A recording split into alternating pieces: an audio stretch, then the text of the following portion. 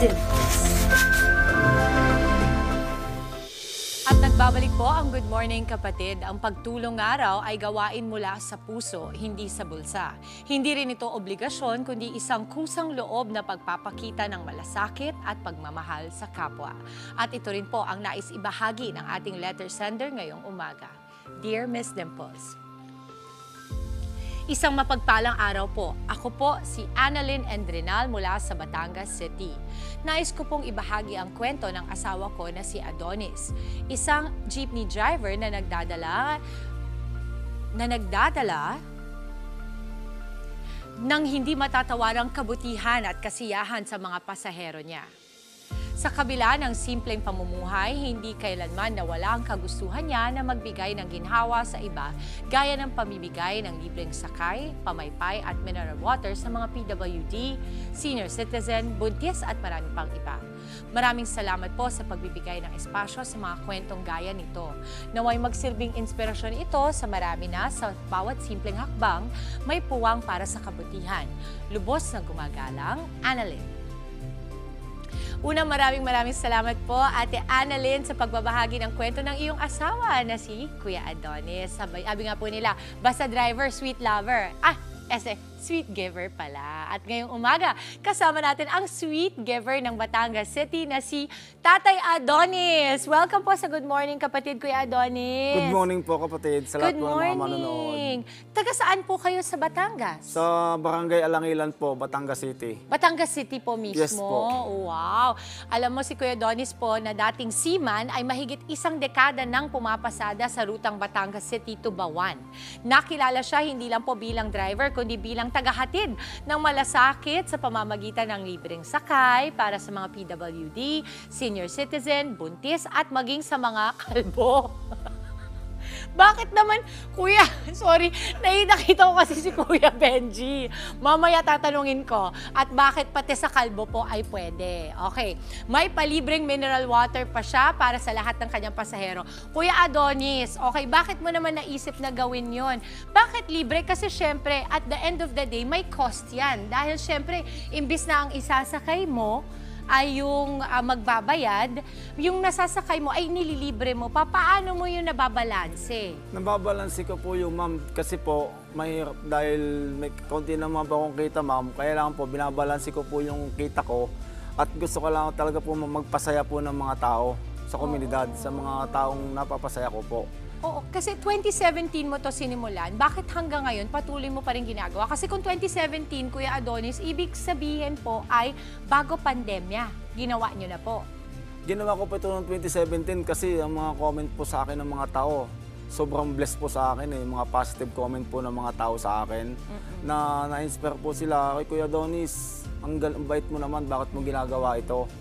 Bakit mo kami pinasasaya, yung mga ganun po mga bagay na hindi ko po malilimutan po sa kanilang mga komento sa akin. Kaya pinagpapatuloy ko pa po ito hanggang kumbaga ngayon. parang masarap din sa pakiramdam na nakakapagpasaya ka ng tao, no? Yes po. Ako din kasi gusto ko malaman, ito dahil binanggit mo ng ibang reaksyon, ano yung pinaka hindi mo makakalimutan na reaksyon ng mga pasahero? Ang hindi ko po makakalimutan dito, yung mga positive comment po ng mga tao. Na Kuya Adonis, salamat sa iyong kabutihang ginagawa mo. Kuya Adonis, salamat sa mga anak ko na pinalilibre mo ang mga aking anak na pasakay sa iyo. Kuya Adonis, salamat po at pinainom mo ng tubig ang aking mga anak. Mga may birthday po, papasalamat kami Kuya Adonis sa iyo na may mga birthday po namin ay kami po pinalibre ninyo. Lalo na po yung mga pasahero pong hindi po nahingi ng sukli. Tuwan-tuwa po ako doon na hindi po mabawasan ang kita ko. Oo, kahit papano, dahil na pagka binigay nila sa'yo tapos keep the change nila, yun ang nagagamit mo para sa maintenance ng iba mo pang pagbibigay. Kasi kailangan yun para masustain mo, di ba? Yes, alam mo, naniniwala talaga ako. Ito gusto ko lang sabihin, ang mga Batanggenyo talaga, likas talaga sa kanila yung pagiging mapagbigay. Ano? At saka, very generous of heart. Kasi ako po, nagkaroon kami, ang best friend ko taga Kalaka. Batangas. At ngayon, meron din kaming mga mentors at mga nanay-nanay, tatay-tatay, mga kapatid ko, taga-ibaan naman sila. So ngayon, doon ko talaga napatunayan, grabe talaga kayong mga Batanggenyo. Ano? Ito po ba ay kinalakihan ninyo, Kuya Adonis? Opo, kinalakihan ko na talaga po itong aking pagtulong po sa tao kasi po, Ang pagbibigay po ng libreng sakay at mineral water ay malaking bagay po sa ating mga pasahero. Kasi po, kung nung tatay ko po, nung sabi po ng mga tiyahin ko na ang tatay ko daw po ay mabait. Kasi 2 years old pa lang po ako na iniwan na po ako ng tatay ko. Okay. Hindi, So, wala- hindi mo na naramdaman yun? Kumbaga, hindi mo na siya nakasama? Hindi ko po siya nakakasama. Oo. Kuya Adonis, kasi syempre ako negosyante ako eh. Pag iniisip ko, pag magbibigay ka, 'di ba? Laging yan may karampatan na pera, lalong-lalo na sa inyo po kasi namamasada po kayo, gasolina, maintenance ng sasakyan. Paano niyo po napapagkasya yung pang-araw-araw po ninyong gastusin kung kayo po ay laging nagbibigay? Ay di pinagkakasa ko po ang budget ko po sa aking pamilya. Pinaghihiwalay ko na po yun. Kasi po, dati kasi po, kaya po napapagkasa na ko ngayon ng aking mga gastusin sa bahay. Inalis ko na po yung pagsusugal. Dati po kasi nagsusugal ako eh. Ay, gusto kong pag-usapan yan, Kuya Adonis. So ngayon, usong-uso ang online gambling, ewan ko kung anong tawag ba doon. Pero yung pagsusugal, online, no? Sinasabi nila merong masama, merong mabuti. Pero sa inyo po, itinigil ninyo. Bakit po? Kasi po masama po pala po ang magsugal eh. Hindi po biro yung pagsusugal. Dati talaga po nagsusugal ako. Ang iniisip ko na lang po, kung yung ipapatalo ko po sa sugal, ay ibibigay ko na lang po sa mga tao. Oo. Malaking bagay po sa akin yun. Yun po lagi pong iniisip ko. Hindi na kaya ako magsugal.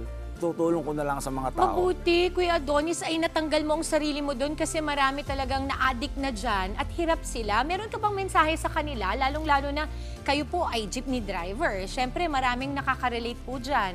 Ay di ang mensahe ko lang po sa inyo mga kababayan ay kailangan po nating magpasaya po ng mga tao. Total, nandito na po yung kailangan po natin magpasaya kasi po yung pong mga katulad po nila, ako po dati po nagsusugal, kung maaari po iwasan na po natin yan at yung pong ating ipapatalo, ibigay na lang po natin sa mga taong nangangailangan. Oo, kasi nakakatakot din lalo na kapag bilang mo ang budget mo, hindi ba? Hindi yan madali talaga. Anong fulfillment ang nakukuha mo doon sa pagbibigay mo ng libreng sakay, libreng mineral water? At mineral water ha? Ang kasiyahan ko po talaga po nila sa pagbibigay po ng mga pasahero ay talaga po ako'y tuwan-tuwa po. Talagang ginagawa ko po ang kabutihan sa mga tao na nasisiyahan po ako. Oo. Sa mga tao po, napapasaya ko po. Talagang habang ako po namamasada, nakikita po nila talaga ang kasiyahan po ng mga pasahero ko. Lalo po't pinakikita po silang pamaypay. Oo. Sobra, Ang sobra po init-init sila. kasi minsan, lalo pag hindi umuulan, di ba? Yes po, tuwan-tuwa po sila. Lalo po't pag may pamaypay po. Pagtingin po nila sa baba, makikita nito, pure mineral water. Nabibigla po sila eh. Sa Kuya akin. Adonis, ano naman yung reaction mo? Kasi nakakarating na daw ng ibang bansa itong mga ginagawa mo na ito. Sobrang natutuwa po ako ng mga nakakarating na po na ibang bansa, lalo na po itong mga OFW na ang reaction po nila sa akin, Kuya Adonis, anong GCash number mo, anong pangalan mo, anong number mo, papadalan ka namin ng GCash para kahit dagdag papaano, patulong. dagdag tulong sa iyo. Ay tuwan-tuwa naman po ako at hindi po mababawasan yung kita ko. Oo. Ay, ang ganda kasi ikaw ngayon naging, kumbaga parang instrumento ka para makatulong din ang ibang tao, mga kababayan natin na maaaring hindi maabot ang papatulong nila. Ikaw nang nagiging instrumento noon, Kuya Adonis. Yes po. Oo. Ano pa yung naging inspirasyon mo para simulang gawin ito? Ang inspirasyon ko nga po para gawin ito, yung po mga taong hindi ko po kilala. Na, Kuya Adonis, hindi man po lang mga OFW, yung mga dito po sa Pilipinas, na talaga po sila tuwan-tuwa po sa akin, nasisiyahan po sila na, Kuya Adonis, yun nga po, paulit-ulit ko po sinasabi na anong GCash mo, anong number mo, bibigyan ka namin ng kaunting blessings para sa iyo at para sa pamilya mo, lalo-lalo na sa mga pasahero. Siguro proud na proud ang pamilya mo sa'yo, no, Kuya Adonis? Yes po, Siguro opo. punong-puno din ang puso nila kasi ako nga, hindi mo ako kapamilya, napaproud ako sa'yo eh. Kung meron kang isang mensahe, Kuya Adonis, para sa iyong mga gustong, kumaga para mga pasahero mo, sa mga yung lagi nang sumasakay sa'yo at mapapasakay pa sa'yo, anong ang mensahe mo para sa kanila? Ang mensahe ko po sa mga pasahero ay kailangan po tayong maging masaya po at tulad po ng kailangan po maging malasakit po tayo sa kapwa. Yun po ang importante. Kailangan po tayo may puso sa ating sa tao po. puso po. Agree ako dyan sa'yo, Kuya Adonis. Sa panahon ngayon kasi bihira na yung pagbibigay, lalong-lalo na kapag ikaw din naman ay sakto lang ang kinikita mo para sa pamilya mo. Minsan, hindi mo na ine-expect na magbibigay pa. Pero ano po yung payo ninyo para dun sa mga gustong tumulong pero wala gaanong kakayahan? Ay di, ang payo ko lang po sa mga gustong tumulong na walang kakayahan, tulad po ng sinabi ko, kailangan po natin ay malasakit po sa kapwa. Yun po ang napaka-importante. Magbigay po tayo ng saya at kailangan po may puso po tayo sa mga tao. Kuya Adonis, bilib na bilib ako sa'yo at natouch ako talaga dun sa iyong kwento kasi alam mo, ang tatay ko naman, well, hindi siya jeepney driver pero ano siya, post office, postmaster siya, no? So he was also earning very humble, no? Very humbly, kaya proud ako sa mga tatay na kagaya mo, Kuya Adonis, kasi nagbibigay ka sa mga tao kahit pa pag-iisipin mo ay kahit pa paano meron ka rin namang kailangang pamilya na i-provide. Pero thank you sa malasakit mo sa mga taga Batangas City at naway after nitong interview natin ay marami pang mga jeepney driver out there ang maging instrumento din ng pagmamahal ng Diyos sa atin. Salamat po. Maraming salamat, Kuya Adonis. Hindi ka na kinakabahan? Medyo nakabahan po eh. Kuya Adonis, sinong kasama mo ngayon? Ang akin pong asawa. Nandito pala si Ate Annalyn. Ate Annalyn, ikaw ang letter sender namin today. Proud na proud ka ba kay Kuya Adonis? Oy, sus. Ay, tingnan mo naman. Ang ganda. Mala Daniela Mondragon pala ang lipstick ni Ate Annalyn today. I love it. Sana ay pagyabugin pa ang inyong marriage, ang inyong pagpapamilya, no? God bless you talaga. Maraming salamat, Kuya Adonis. Kuya Adonis, anong Facebook page mo? Meron ka bang ganon para ma-promote natin? Yung pong aking pong Facebook page po ay Kuya Adonis Vlogs, jeepney driver. Tapos po sa TikTok ay Kuya Adonis Vlogs po. Kung gusto niyo pong magbigay po ng kaunting mensahe sa akin at kaunting tulong para sa ating mga pasahero, comment lang po kayo sa akin at ito po hindi para sa akin, para po sa taong bayan. Na gusto ko pong mabigyan po sila ng inspirasyon at kabutihan para sa ating mga pasahero. Ang ganda.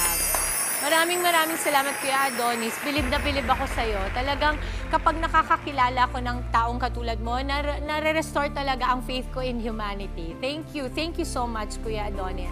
Abangan pa po ang mga susunod pang kwento ng inspirasyon, pangarap at laban sa buhay dito lamang po sa Dear Dimple. Mga kapatid, Dimples Romana po, maging maalam at may pakialam sa mga napapanahong issue at headlines. Mag-follow na po at subscribe na sa social media pages ng News 5.